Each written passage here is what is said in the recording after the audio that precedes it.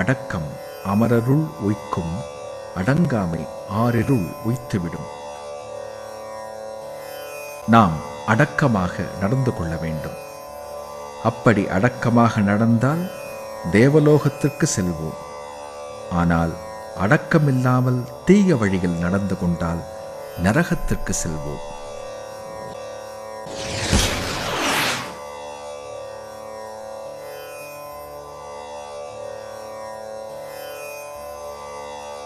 காக்கப் பொருளா அடக்கத்தை ஆக்கம், அதனின் ஓங்கில்லை உயிர்க்கு. நம்மிடம் இருக்கும் செல்வத்தை நாம் எப்படி காப்பாற்றுவோமோ அதனைப் போன்று அடக்கத்தினையும் காப்பாற்ற வேண்டும். அடக்கத்தினை விட செல்வம் வேறு எதுவுமே இல்லை.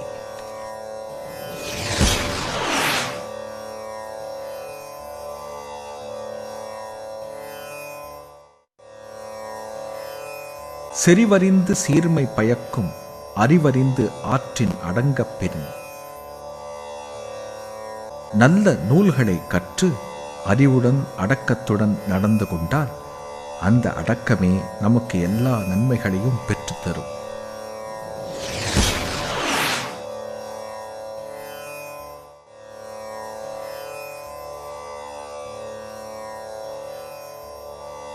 நிலையில் திரியாது அடங்கியான் தோற்றம், மலையினும் மானப்பெரிது.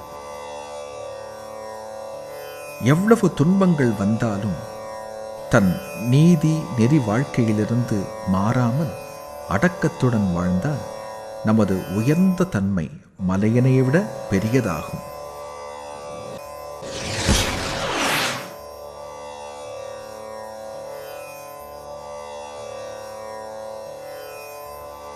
எல்லாருக்கும் நன்றாம் பணிதல், அவருள்ளும் செல்வர்க்கே செல்வன் தகைத்து. எல்லோரிடத்திலும் அடக்கத்துடன் நடந்து கொள்ள வேண்டும். அவ்வாறு அடக்கத்துடன் நடந்து கொள்வது செல்வந்தற்கு சிறந்த செல்வமாகும்.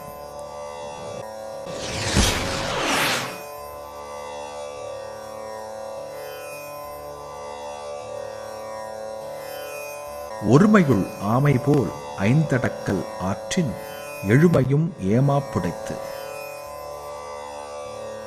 ஆமை தனக்கு துன்பம் வந்தால் தன் உறுப்புகளை ஒட்டி அடக்கிக் கொள்ளும். அதுபோல நாம் கண், மூக்கு, செவி, வாய், உடல் என்ற 5 புலன்களையும் அடக்கி வாழ்ந்தால் எழுபிறப்புக்கும் நன்மையை தருவதாக அமையும்.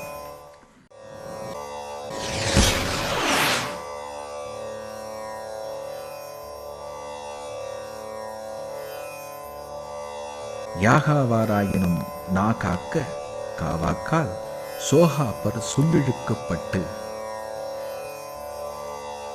யாராக இருந்தாலும் சரி நாவினை அடக்க வேண்டும். அரசனாக இருந்தாலும் சரி, ஆண்டியாக இருந்தாலும் சரி, நாவினை அடக்க வேண்டும்.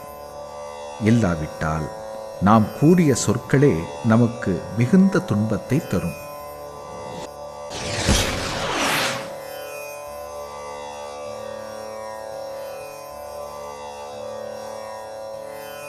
ஒன்றானும் தீச்சொல் பொருட்பயன் உண்டாயின் நன்றாகாதாகிவிடும்.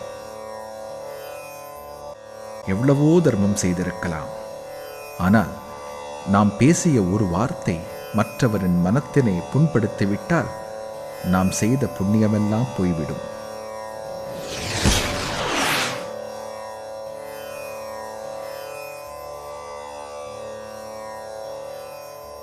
தீயினால் சுட்டப்புண் உள்ளாரும் ஆறாதே, நாவினால் சுட்டவடு.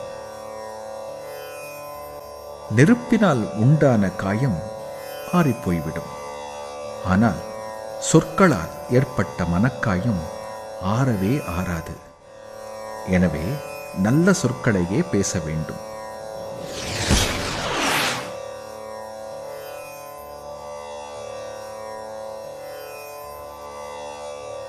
கதங்காத்து கற்றடங்கள் ஆற்றுவான் செவ்வி அறம்பார்க்கும் ஆற்றின் நுழைந்து.